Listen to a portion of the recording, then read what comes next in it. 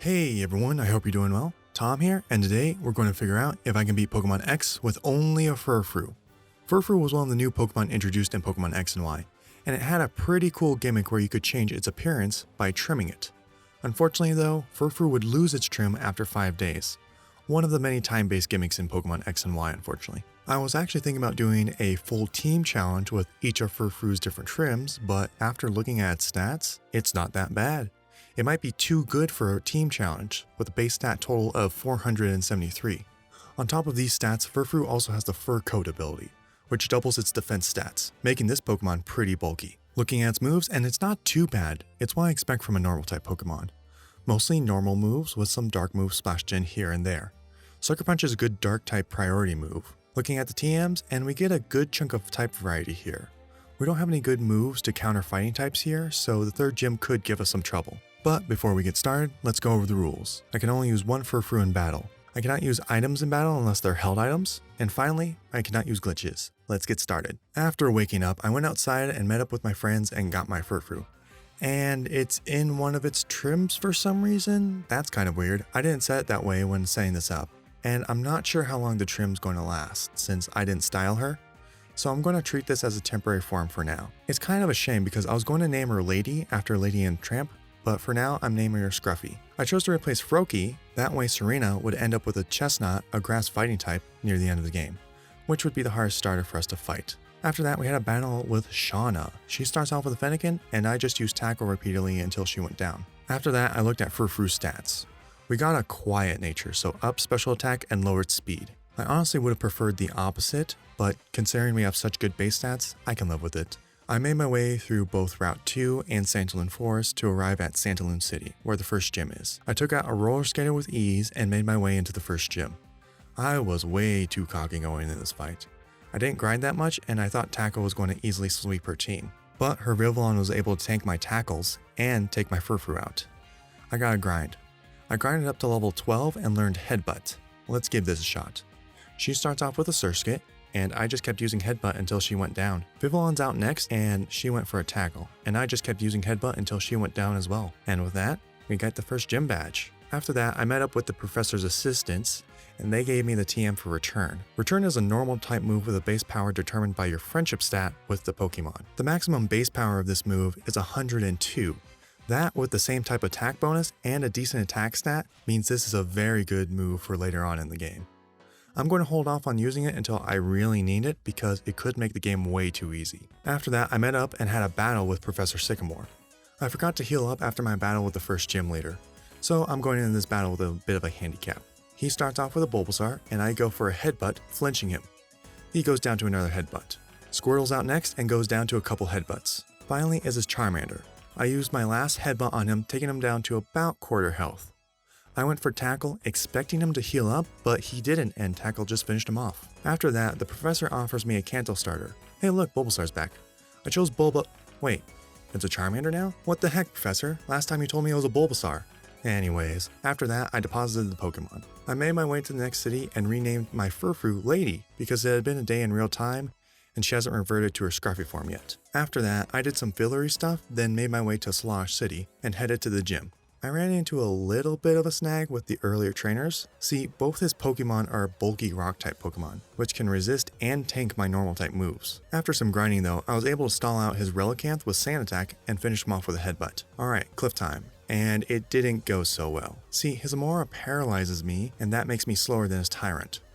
Tyrant's Bite can flinch me, and along with being paralyzed, this gives me a small chance of actually landing a move on him. I gotta grind. I grinded up to level 29 and got the Rocky Helmet, an item that will do damage to an opposing Pokemon if they make contact with mine. This will still get some damage off even if I'm paralyzed or flinched, so let's try this out. He starts off with a Mora, and I just used Headbutt repeatedly until she went down. I got pretty lucky with the flinches, but she still got a Thunder Wave off on me. Next up is Tyrant. I got really unlucky with being flinched and paralyzed, but Rocky Helmet just kept chipping him away. He eventually went down to Rocky Helmet damage. And with that, we've beaten the second gym. After that, I made my way to the Tower of Mastery and fought against Serena. And I beat her on my first attempt. I just kept using Headbutt and her Pokemon just kept going down. After that, I made my way to the fighting gym, and we had some difficulties with this one. Karina's Hawlucha is a real pain for us.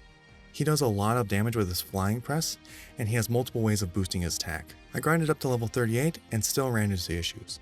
But right before I was going to go back and grind, I got this run. She starts off with Mienfoo and goes for Fake Out, flinching me but taking damage from the Rocky Helmet. On the next turn, I got off a headbutt as she lands a power-up punch, going down to Rocky Helmet. Up next is Hawlucha. She goes for Home Claws as I go for headbutts, taking a little under half her health. She uses Flying Press, taking me down to about a third of my health as I go for a headbutt, knocking her out. Lastly is Machoke. I started off with headbutt, taking a little more than half of her health. She goes for a power-up punch, taking me down to a sliver of my health. I was able to finish her off with another headbutt. And with that, we've gotten the third gym badge. I made my way to Calmarini City and headed over to the gym. I had a battle with Serena, but it was pretty much the same battle as the last one. But onto the gym. Ramos was also a breeze. Headbutt just kept taking out his Pokemon. We did have to wait on his Weeping Bell a little bit since he was able to tank a headbutt and Ramos just kept using healing items on him, but besides that, it was just a sweep. But with that, we've gotten the fourth gym badge. I made my way to Route 13 and I actually got stuck in a number of wild Pokemon battles because the mounds just kept spawning under me. But after that, I dealt with some Team Flare grunts at the power plant, then moved on to Lumio City for the gym. I ran into some issues with Clamont. See, his Emolga likes to switch out into a Magneton, a steel electric type that resists our normal moves. Also, all of his Pokemon are special attackers, meaning that both my high defense stat and my Rocky Helmet aren't doing me any good for this fight. Rather than grind, I went back and started to rethink my strategy. I looked at the TMs that I could get and found out that Furfrou could learn both Rock Smash and Dig. I taught Furfrou Dig and got this run. He starts off with Emolga, I go for a headbutt as he goes for Volt Switch switching into Magneton. I went for Dig, burrowing underground, then hitting him on the next turn. He hung on with Sturdy and goes for Thunderbolt. I tried finishing him off with Headbutt, but he healed up. I didn't do too much damage with Headbutt, but it did break his Sturdy, so Dig finished him off on the next turn. Heliolisk is up next, and I used Dig to burrow under the ground. I came back up and he lived on a sliver of health. He used Thunderbolt, taking me down to about a sixth of my health. He heals up as I use Headbutt. I used another Dig to knock him out. Emolga goes back out and I finished him off with a Headbutt. That was a fun fight. Playing around speed and damage ranges with Dig really mixed things up. But with that, we've gotten the fifth gym badge. I made my way to Rivalries City and onto the Fairy Gym. Valerie was a decent challenge. Her Mawile could set up iron defenses, which raises her defense stat to a point where she can stall me out. Then I got this run. She starts off with Mawile. I used Dig, knocking her into healing range. Then went for 2 more Digs, taking her out with Rocky Helmet damage. Mr. Mime's up next. I go for Headbutt, taking her to about third health as she sets up a Reflect. But I take her out with 2 more Headbutts. Lastly is Sylveon, and she just went down to a couple Headbutts. And with that, we've gotten the 6th gym badge. I made my way to Anstar City and had another rival fight with Serena. She starts off with Meowstic and goes for Fake Out, flinching me, but taking a little damage from Rocky Helmet. I go for a Bite, taking her to about a third of her health. She went for Psychic as I go for another Bite, taking her out. Chestnut's up next. I started off with Dig and it did very little damage, as she goes for Brick Break, taking me to about a third of my health. I then used Headbutt and flinched her. Then I used another Headbutt and flinched her again. Then used another Headbutt to finish her off. She sends out Vaporeon and he goes down to a couple Headbutts. Lastly is Absol and he also goes down to a couple Headbutts. And with that, we won the fight. I got really lucky with those flinches on Chestnut there. One more Brick Break and I would have lost the fight. Anyways, it's time to move on in the gym. And it was a pretty easy fight. I just kept using Bite and her Pokemon just kept going down. There was a little bit of a scare as her Meowstic started setting up Calm Minds while I was asleep, but she went down to a couple bites. But with that, we've gotten the 7th gym badge. Now we've got to deal with Team Flare. So I headed over to the Lysander Cafe in Lumio City and had my first Lysander fight. It went pretty bad. His Gyarados and Pyroar can take my hits and his Pyroar is a special attacker. So I switched up my held items. I switched in the King's Rock, an item that can boost a chance of flinching a Pokemon. Then I got this run. He starts off with Mienfoo and goes down to a Headbutt and a Sucker Punch. Gyarados is up next and goes for an Aqua Tail as I go for a Headbutt. We take each other to about half health, then I finish him off with a crit Headbutt. Pyroar's out next and I used Dig, taking him a little over half health. I used another Dig and he took me down to 6 health with a Fire Blast before going down to a Sucker Punch. Lastly is his Murkrow. I used Headbutt and ended up flinching him, then finished him off with another Headbutt.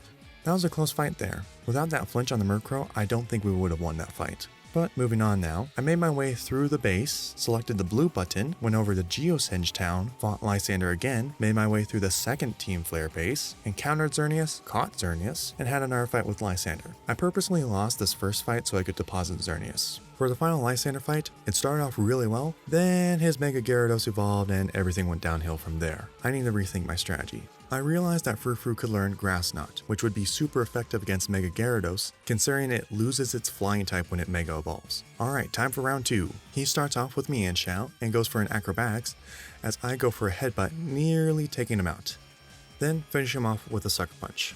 Pyro is up next, and I finish him off with a Dig. Honchkrow is out next, and I used a Headbutt, flinching him and taking him to a sliver of health. I then finish him off with a Sucker Punch. Lastly is his Mega Gyarados. I used Grass Knot, taking him to a little under half health.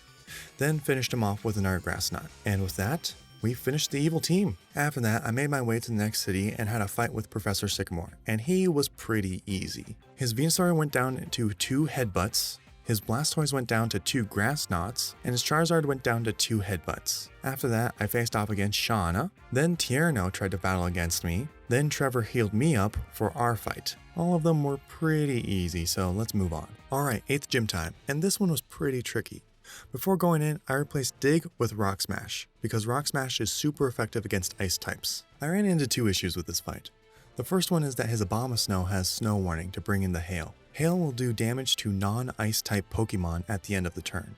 This whittles me down enough for his Pokemon to knock me out. The second issue is that he has pretty bulky Pokemon. After multiple attempts and randomly experimenting with moves, I found that Grass Knot does the most damage against Avalog. But let's get into the battle. He starts off with Abomasnow and sets up Hail. I used Headbutt and ended up flinching him twice. He keeps healing up as I used Headbutt. He landed an Energy Ball on me, taking me to about half health, but he goes down to a Rock Smash and a Headbutt. Cryogonal's up next and he goes down to a Headbutt. Lastly is his Avalog. I used Grass Knot, taking half of his health away, then finishing him off with another Grass Knot. I was still in disbelief that Grass Knot did so much damage. Then, looking it over, I realized that Grass Knot is a special type move and does damage based on the Pokemon's weight.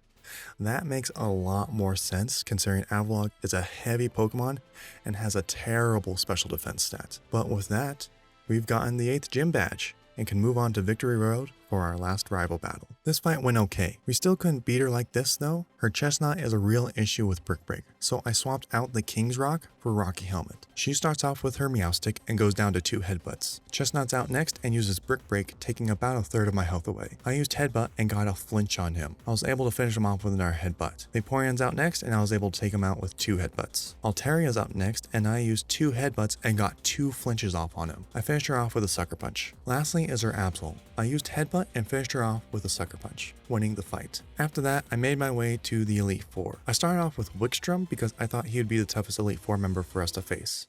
Considering that Steel-type Pokemon resist Normal-type moves and are generally more bulky in defense, yeah, we ran into a few issues here. The 2 big issues with this fight are being tormented by his Klefki, so I can't use the same move in a row, and attacking into his Aegislash's King Shield, which will lower my attack, but I got this run. He starts off with Klefki.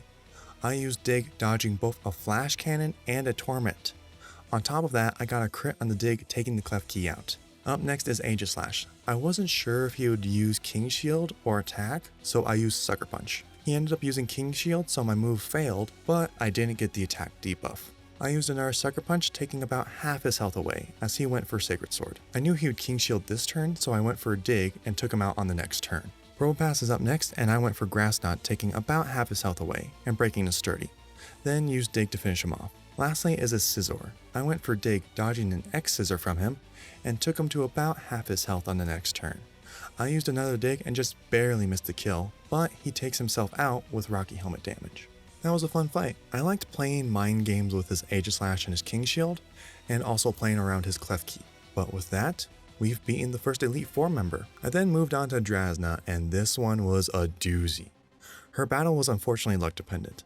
See, her Dragalge has Poison Point, which has a chance to poison me after using a physical move. The poison will slowly chip away at my health and end up knocking me out before I can finish the fight. On top of that, her Druddigon has Rough Skin, so I also lose a chunk of health each time I attack him. I tried her a couple times, but no dice. I just don't do enough damage before the chip damage takes me out. so I had to change up my strategy. I swapped in Return and got this run. She starts off with Dragalge, and I go for a Headbutt as she goes for a Sludge Bomb. I then use Dig, finishing her off. Up next is Druddigon. I use Dig, dodging her Revenge, then taking her to about half health on the next turn. I then finish her off with a Return on the next turn. Altaria is up next. I used Return, taking her to about quarter health, as she lands a Sing, putting me to sleep.